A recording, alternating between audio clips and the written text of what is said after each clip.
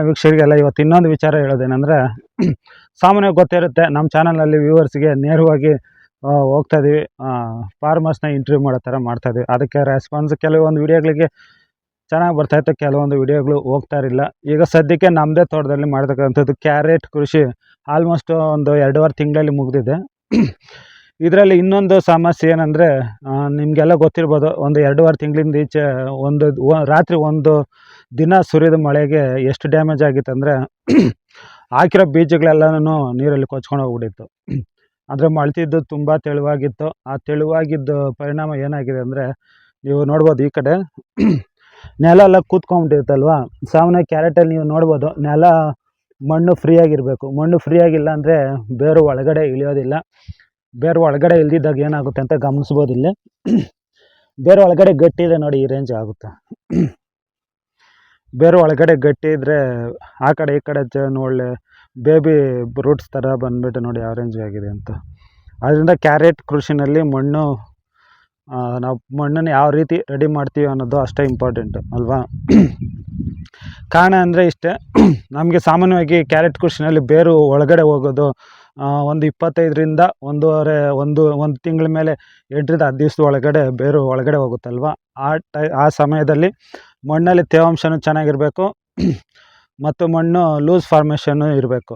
ಯಾಕೆಂದರೆ ಜೋರಾಗಿ ಮಳೆ ಬಿದ್ದಿದ್ದರಿಂದ ನೀರು ಈ ಕಡೆಯಿಂದ ನೋಡ್ಬೋದು, ಈ ಕಡೆಯಿಂದ ಮೇಲ್ಗಡೆ ಜಮೀನುಗಳಲ್ಲಿ ಸ್ವಲ್ಪ ಹೈಟ್ ಇದೆ. ಆ ಹೈಟ್ ಆಗಿರೋದು ನೀರು ಈ ಕಡೆಯಿಂದ ಹರ್ಕೊಂಡು ಬಂದು ಈ ಕಡೆ ಎಲ್ಲನೂ ಕ್ಯಾರೆಟ್ ಕೃಷಿನಲ್ಲಿ ಹೊಡ್ಕೊಂಡು ಹೋಗ್ಬಿಡ್ತು. ಎಲ್ಲನೂ ಬೀಜ ಎಲ್ಲ ಹೊಡ್ಕೊಂಡು ಹೋಗ್ಬಿಟ್ಟು ಬೀಜ ಎಲ್ಲ ತೆಳುವಾಗೋಯ್ತು. ಅದರಿಂದ ಸಾಮಾನ್ಯವಾಗಿ ಇದು ಉತ್ತಾಕೋಣ ಅಂತ ಅಂದ್ಕೊಂಡಿದ್ವಿ. ಕಾರಣ ಏನಂದರೆ, ನಾವು ಉತ್ತಾಕ್ಬಿಟ್ರೆ ಸಾಮಾನ್ಯ ಕೋಳಿ ಗೊಬ್ಬರ ಒಂದು ಲಾರಿ ಲೋಡ್ಗೆ 30 ಚಿಲ್ಲರೆ ಅನ್ಕೊತೀನಿ, 35ರಿಂದ 36 ಸಾವಿರ, 30 ಸಾವಿರಗೂ ಸಿಗುತ್ತೆ. ಅಂದರೆ ಅದು 10 ವೀಲ್ 8 ವೀಲ್ ಅಂತ ಇರುತ್ತಲ್ವ, ಆ ರೇಂಜ್ಗೆ 35 ಸಾವಿರ ಏನು ಕೋಳಿ ಗೊಬ್ಬರ ಒಂದು ಲೋಡು.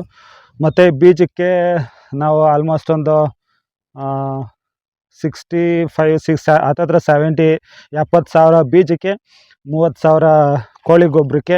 ಇನ್ನು ಕೆಮಿಕಲ್ ಗೊಬ್ಬರಗಳೆಲ್ಲ ಸಾಮಾನ್ಯ ಗೊತ್ತಿರ್ಬೋದು, ನಾವು ಅಷ್ಟೊಂದು ಕೆಮಿಕಲ್ ಯೂಸ್ ಮಾಡೋದಿಲ್ಲ. ಮಣ್ಣಿಗೆ ಒಂದು 7ರಿಂದ 8 ಮೂಟೆ ಹಾಕಿದ್ವಿ, ಎಲ್ಲ ಡಿಫ್ರೆಂಟ್ DAP ಆಗಿರ್ಬೋದು, ಪೊಟ್ಯಾಶ್ ಆಗಿರ್ಬೋದು. ಆಮೇಲೆ ಗಿಡ ಬೆಳೆದಾಗೆಲ್ಲನೂ 15 10 26 ಈ ರೀತಿ 2 ಚೀಲ ಹಾಕ್ಕೊಟ್ಟಿದ್ವಿ. ಎಲ್ಲ ಸೇರಿ 1.25 ಲಕ್ಷದವರೆಗೆ ಖರ್ಚು ಬಂದಿತ್ತು. ಇನ್ನು ಆಮೇಲೆ ಉತ್ತಾಕಿದ್ರೆ 1.25 ಲಕ್ಷ ವೇಸ್ಟ್ ಆಗುತ್ತಲ್ಲ ಅಂಥೇಳಿ ಎಷ್ಟಿದ್ರೆ ಅಷ್ಟು ಸಾಕು ಅಂತ ಬಿಟ್ಟಿದ್ವಿ. ಈಗ ಸಾಮಾನ್ಯ ಕೃಷಿ, ಈ ಕ್ಯಾರೆಟ್ ಕೃಷಿನಲ್ಲಿ 3 ತಿಂಗಳು ಬೆಳೆ ಅಂತಾರೆ. ಆದರೆ 3 ತಿಂಗಳು ಬೆಳೆ ಯಾವಾಗ ಅಂದರೆ, ಇದು ಕಂಪ್ಲೀಟಾಗಿ ಈಗ ಸಾಮಾನ್ಯವಾಗಿ ನಿಮ್ಗೆ ನೋಡ್ತಿರೋದು, ನಾನು ಈ ಹಿಂದಿನ ವಿಡಿಯೋಗಳಲ್ಲಿ ಹೇಳಿದ್ದೀನಿ, 2ರಿಂದ 3 ಇಂಚಿಗೆ ಒಂದು ಗಿಡದ ಥರ ಬಿಟ್ಟರೆ ಅದು 3 ತಿಂಗಳವರೆಗೂ ವೆಯ್ಟ್ ಮಾಡಬೇಕು, ಗಡ್ಡೆ ಸೈಜ್ ಬರೋದಕ್ಕೆ ಮತ್ತು ಡೀಪ್ ಲಾಂಗ್ ಹೋಗೋದಕ್ಕೆ. ಆದರೆ ಇದು ತೆಳುವಾಗಿರೋದ್ರಿಂದ ಏನಾಗಿದೆ, ಬರೀ 2 ತಿಂಗಳಿಗೇ ಹಾರ್ವೆಸ್ಟಿಗೆ ಬಂದುಬಿಟ್ಟಿತ್ತು. ಅದರಲ್ಲಿ ಆ 2 ತಿಂಗಳಿಗೆ ಹಾರ್ವೆಸ್ಟ್ ಬಂದಿದ್ದರೆ, ಅವರು ಬಯ್ಯರ್ ಏನು ಮಾಡಿದ್ದಾರೆ ಅಂದರೆ, ಅದನ್ನು ಹಾರ್ವೆಸ್ಟ್ ಮಾಡೋದು ಮೂಟೆ ಲೆಕ್ಕ ಕೊಟ್ಟಿದ್ದು. ಮೂಟೆ ಲೆಕ್ಕ ಕೊಟ್ಟಿದ್ದು ಬೇಕಾದರೆ ಕೆಜಿ 34 ರೂಪಾಯಿ ತೋಟದಲ್ಲೇ ಕೊಟ್ಟಿದ್ದು.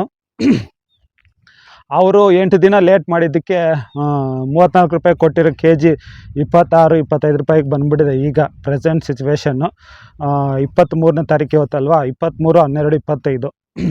ಇವತ್ತು 4 ರೂಪಾಯಿ 5 ರೂಪಾಯಿ ಪ್ರೈಸು ಡ್ರಾಪ್ ಆಗಿರೋದ್ರಿಂದ ಈ ಕಡೆ ಲೇಟೂ ಆಯಿತು, ನಮಗೆ ಇಳುವರಿನಲ್ಲಿ ಲಾಸು ಬಂತು. ಲಾಸು ಬರೋದಕ್ಕೆ ಕಾರಣ ಏನಂದರೆ, ಗಡ್ಡೆ ಎಲ್ಲ ಓವರ್ ಸೈಜ್ ಬಂದುಬಿಟ್ಟು ಒಡೆದೋಗಿದೆ. ನಿಮ್ಗೆ ಗೊತ್ತಿರ್ಬೋದು, ಕ್ಯಾರೆಟ್ ಅಲ್ಲಿ ಓವರ್ ಸೈಜ್ ಬರಬೇಕಂದ್ರೆ ಸಾಮಾನ್ಯ 3 ತಿಂಗಳು ಆದಮೇಲೆ ಬರುತ್ತೆ. 3 ತಿಂಗಳೇ ಬೆಳೆ ಚೆನ್ನಾಗಿದ್ದು, ಎಲ್ಲ ಅವುಗಳ ಗಿಡಗಳ ಸಂಖ್ಯೆ ಸಮವಾಗಿದ್ದರೆ ಬೆಳೆ 3 ತಿಂಗಳವರೆಗೂ ವೆಯ್ಟ್ ಮಾಡ್ಬೋದು. ಇಲ್ಲಾಂದರೆ 2 ತಿಂಗಳ ಮೇಲೆ 5ರಿಂದ 10 ದಿನಕ್ಕೆ ಹಾರ್ವೆಸ್ಟ್ ಬಂದುಬಿಡುತ್ತೆ. ಬರೀ 8 ದಿವಸ ಲೇಟ್ ಆಗಿದ್ದಕ್ಕೆ ನಮ್ಮ ತೋಟದಲ್ಲಿ ಸುಮಾರು 4ರಿಂದ 5 ಟನ್ನಷ್ಟು ಗಡ್ಡೆ ಹೋಗಿದೆ. ಅಂದರೆ ಗಡ್ಡೆ ಹೋಗಿದೆ ನಿಮ್ಗೆ ಗೊತ್ತಿರ್ಬೋದು, ಒಟ್ಟಿಗೆ ಕೊಟ್ಟಾಗ ಸ್ವಲ್ಪ ಸುಮಾರಾಗಿ ಹೊಡೆದಿದ್ರು ಎತ್ತಾಕೊಂಡು ಹೋಗ್ಬಿಡ್ತಾರೆ. ಅದು ನಾವು ಕೆಜಿ ಲೆಕ್ಕ ಕೊಟ್ಟಾಗ ಅಷ್ಟೇ ನೀಟಾಗಿ ಅದನ್ನು ಗ್ರೇಡಿಂಗ್ ಮಾಡಿಬಿಟ್ಟು ತುಂಬ್ಕೊಳತ್ತಾರೆ. ಯಾವುದು ನಂಬರ್ 1 ಸರ್ಕಿತ್ತೋ ಅದನ್ನು ಮಾತ್ರ ತೊಗೊಂಡೋಗ್ತಾರೆ ಅಂತಲೇ ಹೇಳ್ಬೋದು. ಒಟ್ಟಿಗೆ ತಗೊಂಡ್ರೆ ಮೂಟೆಗಳು ಕಡಿಮೆ ಹಾಕಿ ಲೆಕ್ಕ ಹಾಕ್ತಾರೆ. ಇದನ್ನು ತೋಟನ ಒಟ್ಟಿಗೆ ಸೇಲ್ ಮಾಡಿದ್ರೆ 200 ಮೂಟೆ ಬರೋ ಜಾಗದಲ್ಲಿ 120 ಮೂಟೆ 130 ಮೂಟೆ ಬರುತ್ತೆ ಅಂತ ಹೇಳ್ತಾರೆ ಅಷ್ಟೇ. ನೋಡಿ ಈ ರೀತಿ ಆಗಿದೆ, 120 ಮೂಟೆ 130 ಮೂಟೆ ಬರ್ತಾರೆ ಅಂತ ಟೋಟಲ್ ಕೊಟ್ಟರೆ ಹಂಗೆ ಲೆಕ್ಕ ಹಾಕ್ತಾರೆ. ನಾವು ಕೆಜಿ ಲೆಕ್ಕ, ಸರಿ ಕೆಜಿ ಲೆಕ್ಕ ನಿಮಗೂ ಮೋಸ ಬೇಡ ನಮಗೂ ಮೋಸ ಬೇಡ ಅಂದರೆ ನೋಡಿ ಈ ರೀತಿ ಆಗ್ಬಿಡುತ್ತೆ. ಕ್ಲೀನಾಗಿ ಚೆನ್ನಾಗಿರೋ ಗಡ್ಡೆನೇ ತೊಗೊಂಡೋಗ್ತಾರೆ. ಕೃಷಿ ಏನೋ ಅಂದರೆ ಕ್ಯಾರೆಟ್ ಕೃಷಿ ಏನೋ ಚೆನ್ನಾಗೇ ಆಗಿದೆ. ಸದ್ಯಕ್ಕೆ ಪ್ರೈಸ್ಗಳು ಬೆಲೆ ನಿಮಗೆ ಗೊತ್ತಿರ್ಬೋದು, ಈಗಾಗಲೇ ಹೇಳ್ದಂಗೆ 2.5 ರೂಪಾಯಿ, ಸಾರಿ 25 ರೂಪಾಯಿ ಇದೆ ಕೆ ಜಿಗೆ. ನೋಡಿ ಈ ರೇಂಜ್ಗೆ ಇದೆ ಕ್ಯಾರೆಟು.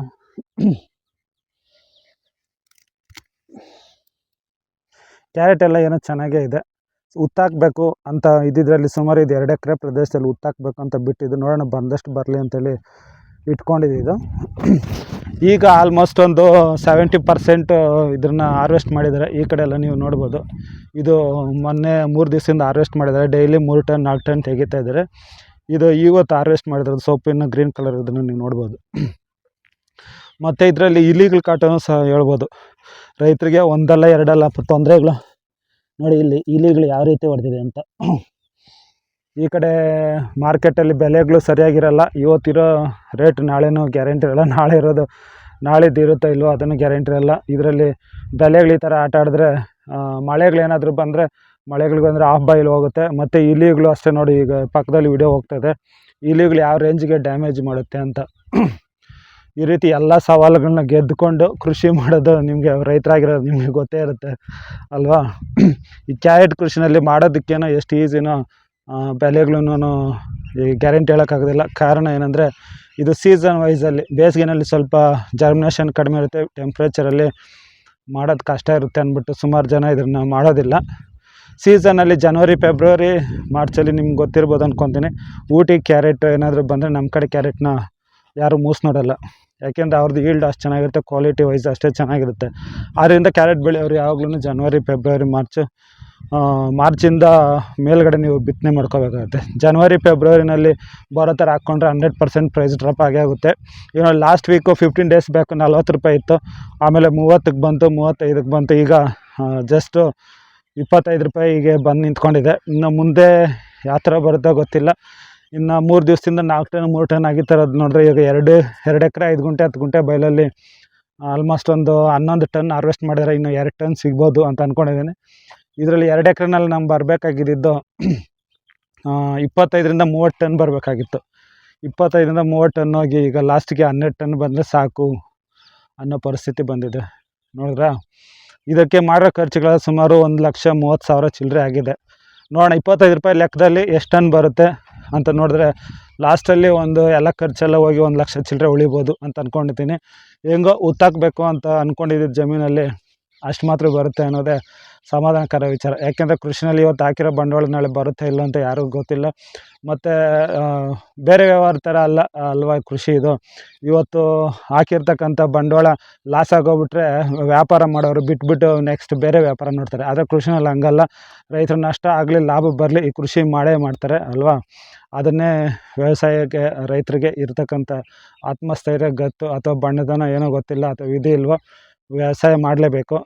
ಮತ್ತೊಂದು ಮಾಹಿತಿಯೊಂದಿಗೆ ನಿಮ್ಮೊಂದಿಗೆ ಭೇಟಿ ಮಾಡ್ತೀನಿ. ಅಲ್ಲಿವರೆಗೂ ನಮಸ್ಕಾರ.